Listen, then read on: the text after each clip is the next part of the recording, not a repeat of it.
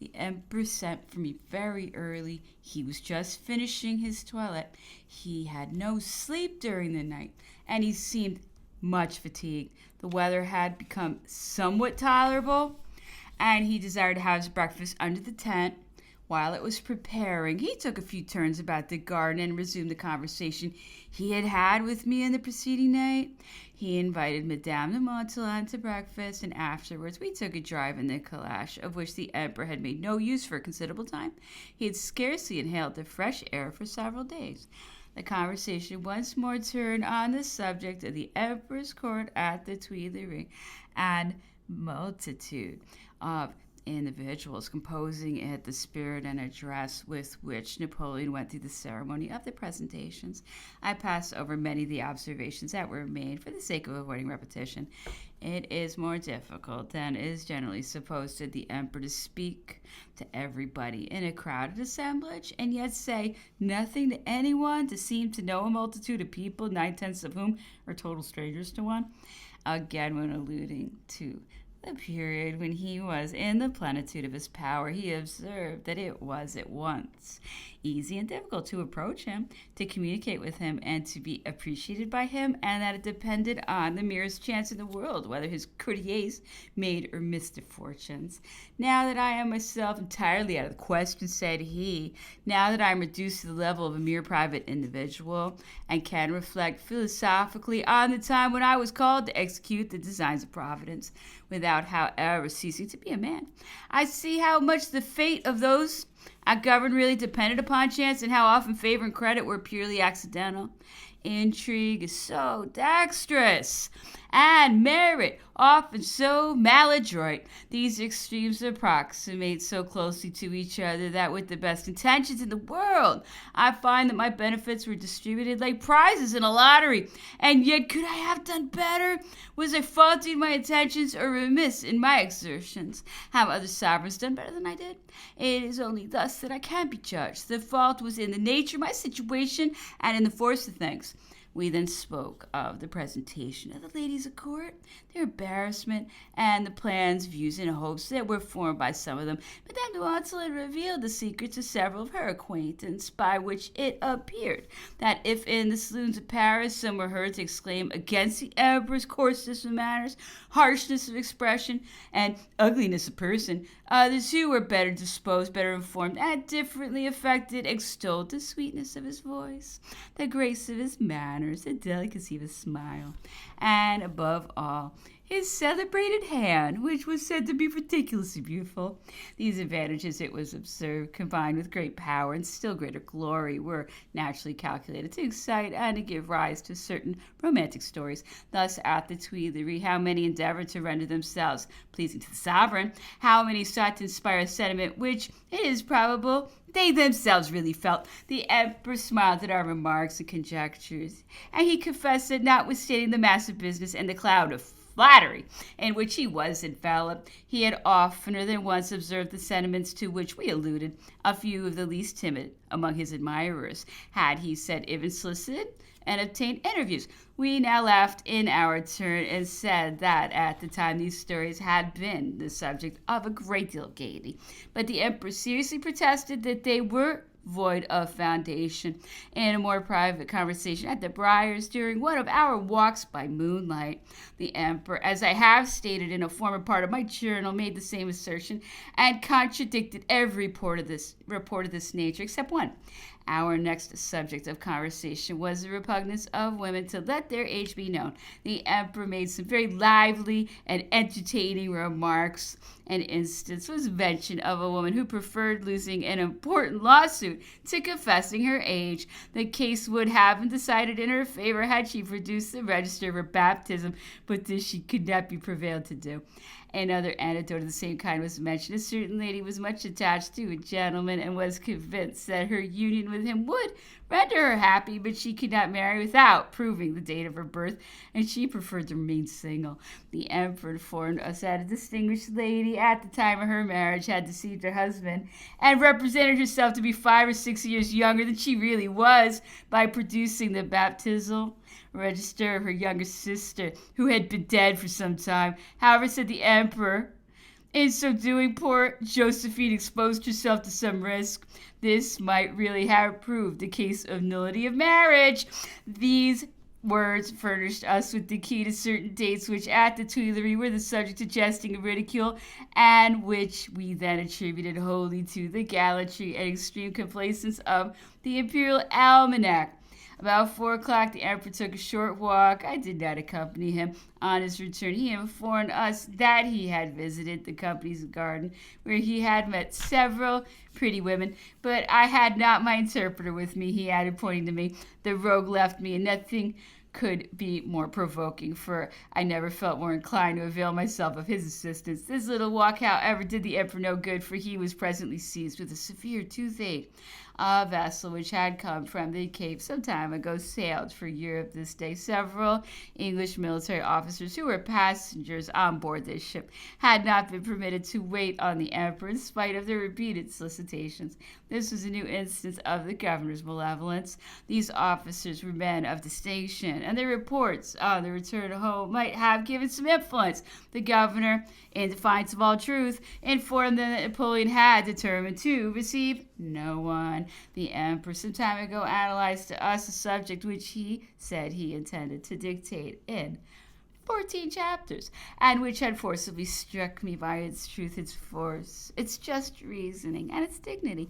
I frequently alluded to it when I happened to be alone with him, and he laughed more than once at the perseverance I evinced, which he said was not usual with me. Today he informed me that he had at length produced something, though not in 14 chapters, nor on the promised subject, but that I must be contented with it. I have read it, and it is certainly a very remarkable fragment. I do not believe that the Revolution has produced anything more comprehensive and energetic on the governments of the last 25 years in France, namely the Republic, the Consulate, and the Empire. The exposition and development of the 10 chapters which compose this work may be regarded as a perfect outline of the subject. The style is remarkably simple and nervous. Each chapter is full and forcible, and the whole, which consists of 50 pages, is struck off and finished with a masterly hand. I have understood that the groundwork of these ideas should have been the emperor's manifesto at the time of his landing from Elba. Since my return to Europe, this little work has been published under the title of Manuscript de l'Île d'Elba, though I have reason to believe that at first another title was intended for it. Be this as it may, since the work is but little known, and as those who have read it may be ignorant of its real origin, I here transcribe almost literally several chapters, which will serve to prove its source and its authority. Henry IV was proclaimed king at St. Cloud on the day on which Henry III died. His sovereignty was acknowledged by all the Protestant churches and by a part of the Catholic nobility. The Holy League, which had been formed against Henry III in hatred of the Protestants and to avenge the death of the Duc de Guise, was master of Paris and committed 5/6 of the kingdom. The Leaguers refused to acknowledge Henry IV, but they proclaimed no other sovereign. The Duke of Mentz, the chief of the League, exercised authority under the title of Lieutenant General of the kingdom. The accession of Henry IV produced no change in the forms adopted by the League for exercising its power.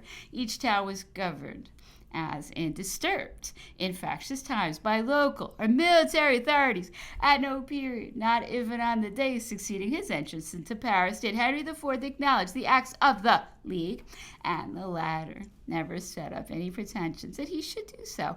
No law, no regulation emanated from the League. The Parliament of Paris was divided into 2 parties, one for the Leaguers, which sat in Paris, and the other for Henry IV, which assembled at Tours.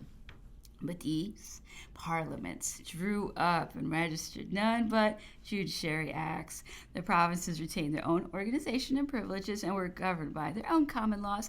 It has already been observed that the League had not proclaimed any other sovereign, but it acknowledged for a moment as King Cardinal de Bourbon, Henry's uncle. The cardinal, however, did not consent to second the designs of the enemies of his house. Besides, Henry had seized his person. No act emanated from him, and the League continued subject to the authority of the Duke of Mentz. the lieutenant general. There was therefore no interregnum between Henry III and Henry IV. The League was divided by several parties. The Sorbonne had decided that the rights of birth could confer no right to the crown on a prince who was an enemy to the church. The Pope had declared that Henry IV, having relapsed, had forfeited his rights forever, and that he could not recover them, even though he should return to the bosom of the church. Henry IV, King of Navarre, was born a Protestant, but at the time of the events of St. Bartholomew, he was compelled to marry Marguerite de Valois and to abjure the Reformed religion. However, as soon as he withdrew from the court and found himself amidst the Protestants on the left bank of the Loire, he declared that his abjuration had been wholly compulsory, and he again embraced the Protestant faith. This step caused him to be characterized as an obstinate renegado, but the majority of the League were of opinion that it would be proper to summon Henry to return to the bosom of the Catholic, Apostolic, and Roman Church and acknowledge him as sovereign as soon as he should abjure Protestantism and receive absolution from the bishops.